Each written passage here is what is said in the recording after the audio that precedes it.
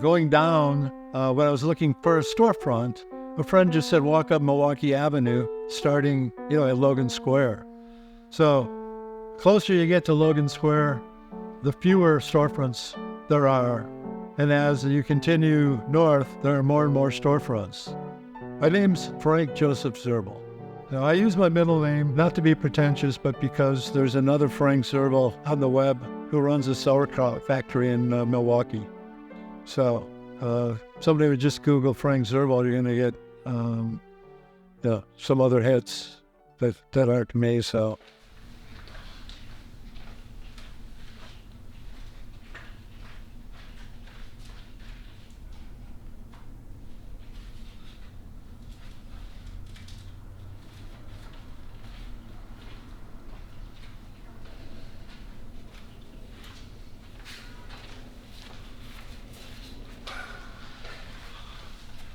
That's this.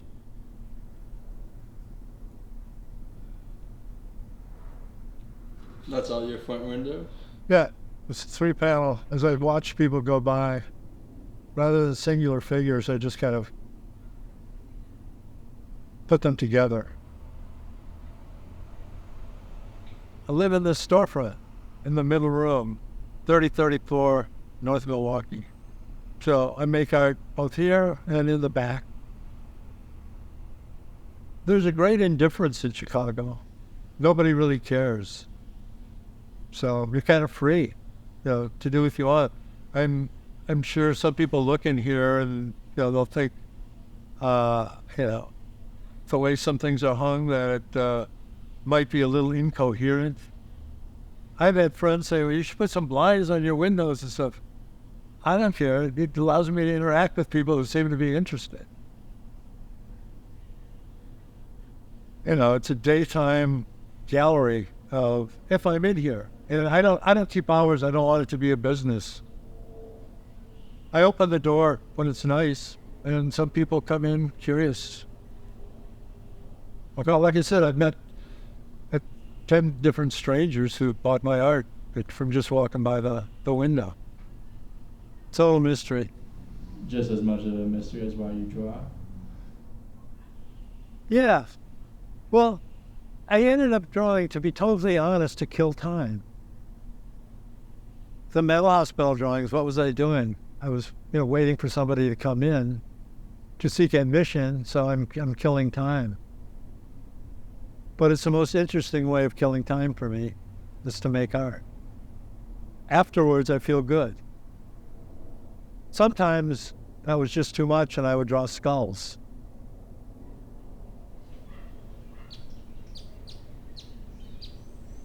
My favorite location is Montrose Pier. Why? I just feel very comfortable out there, having been from Wisconsin and vacationed, in Lake Michigan and Green Bay. Usually, if I have to make a big decision in my life, I'll go out to Montrose Pier and sit there for several hours and just watch the horizon.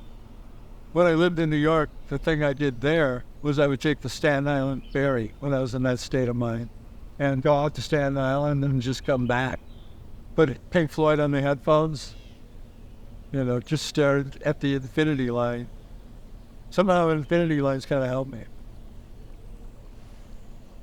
Where is Montrose Pier? And describe it to me. Well, Montrose Pier is in that part, just north of Belmont Harbor kind of thing. And there is a harbor there, and there's the Montrose Harbor. You're in waterland. I'm a Pisces, so water's always been a comfort to me. I was a big swimmer, as a kid. So it feels like I'm not in Chicago.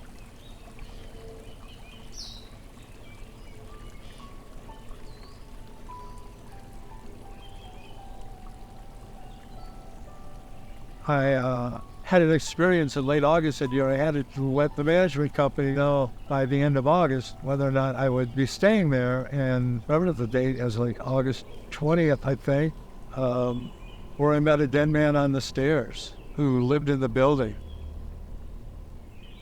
The numbers in that building, the ground floor were storefronts, so the next floor, the second floor was 101, the next floor was then 201 kind of thing. I don't know, I just thought, like in a novel or a film, somebody has to step over a dead man to get to their apartment. Maybe it's time for a change.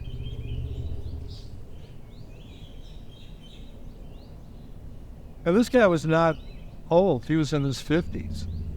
So I just kind of took it as like, I'm out of here. And so then I lived with friends for like 9 months. A friend in Frankfurt and then a friend in Logan Square. So I'm hoping I can stay here.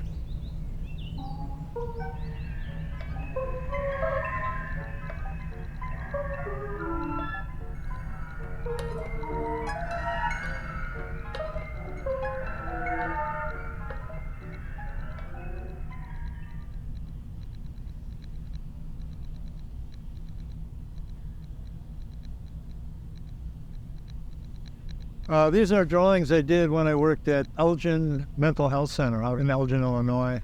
Started doing some drawings, primarily when I went over to admissions, because you had time to do stuff, especially when I worked the midnight shift. Then I had time to work on drawings and stuff. So that's where, the wall of drawings is from that period of 77, 78. That's no specific person, but the face becomes contorted after a while of kind of living in your own madness. Here in Chicago, a guy bought a really dark piece of mine and then wanted to exchange it. So I ended up giving him a lighter drawing. The piece he got was too dark. Just decided he couldn't live with it. It was one of the first paintings I ever sold, too. So I know he was in the financial business.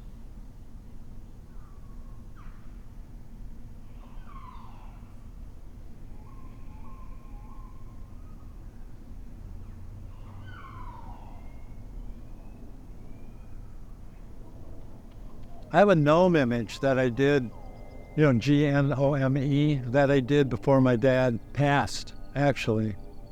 What's the gnome thing? Was it for him? Well, I think it's like the intermediate figure. What is an intermediate figure? Well, between this world and that world. What is that? Well, the world that takes place after we leave this world, which none of us know about.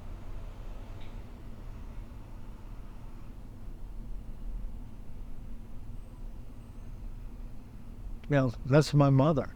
And I was just fascinated by my mother's ability. I sometimes wonder if there's any film in Green Bay, Wisconsin of her performing at county fairs. That's the kind of thing she did.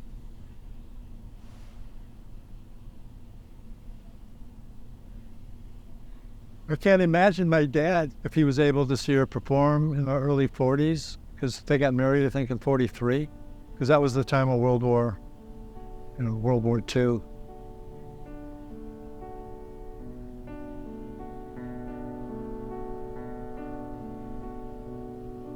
The Acrobat and the Farmer. When my dad and mom met, she was still being an acrobat and a dancer, and he was a farmer, a dairy farmer.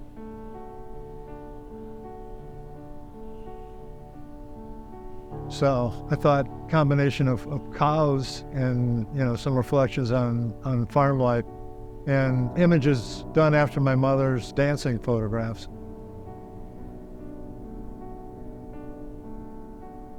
And there's a rhythm to all these poses that, rather than just doing a figure, I thought make an interesting contrast. Had more time to concentrate on doing something regarding beauty, more relaxed. And I just thought, celebrating the rhythm of her poses.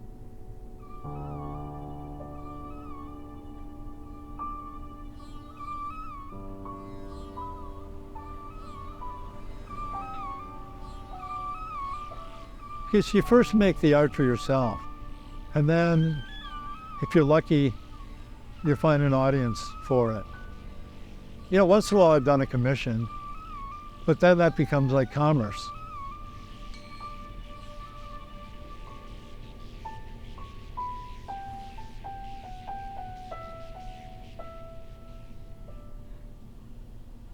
I think the main thing is to express the ideas that are fermenting in you.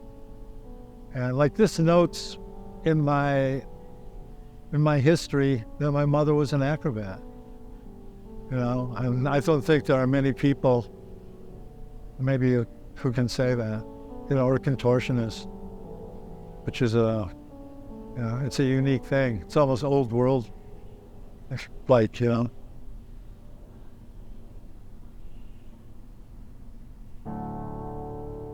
I don't know how many places in the city have 50 years worth of art other than the Art Institute.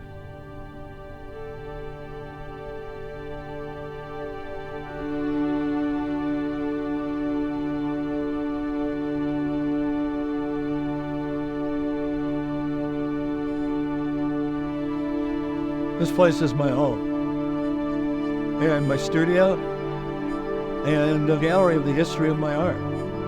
So, yeah, it's my living space, approved by the aldermen of the neighborhood.